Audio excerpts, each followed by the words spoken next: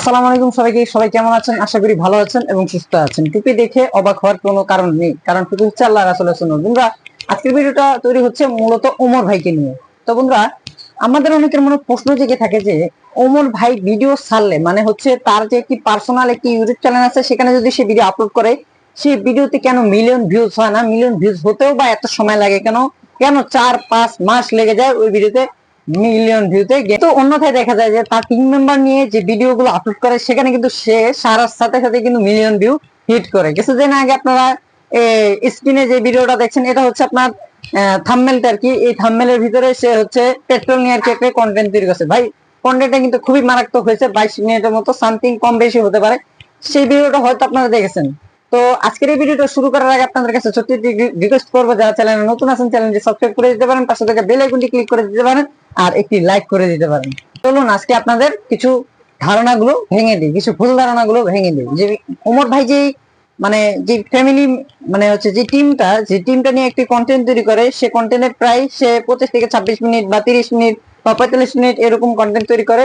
ওইখানে তার চ্যানেলে প্রায় 5 মিলিয়নের মতো সাবস্ক্রাইবার আছে। ঠিক আছে, 5 মিলিয়নের মতো সাবস্ক্রাইবার আছে।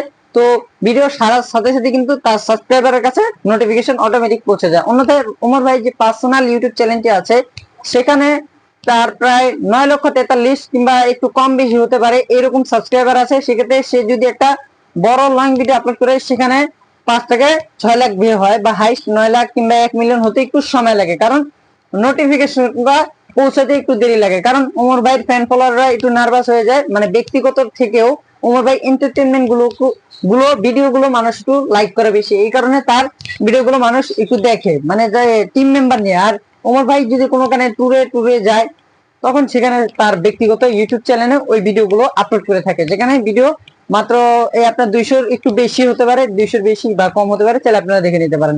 আর আমি জানি আপনারা যারা আমার ভিডিও দেখছেন, অবশ্যই আপনারা ওমর ভাই টিকটক ফলো করে রেখেছেন বা তার ইউটিউব সাবস্ক্রাইব করে রেখেছেন। আমি জানি ওমর ভাই বাংলাদেশে অনেক ফ্যান ফলোয়ার আছে, তিনি কিন্তু একজন ভাইরাল ব্যক্তি কিংবা ভাইরাল একজন সেলিব্রিটি।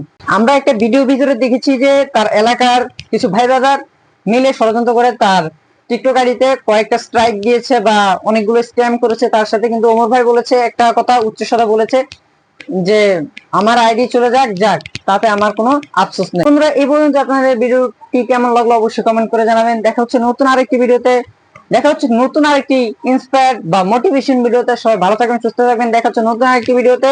সাবস্ক্রাইব করতে ভুলবেন না। আল্লাহ হাফেজ।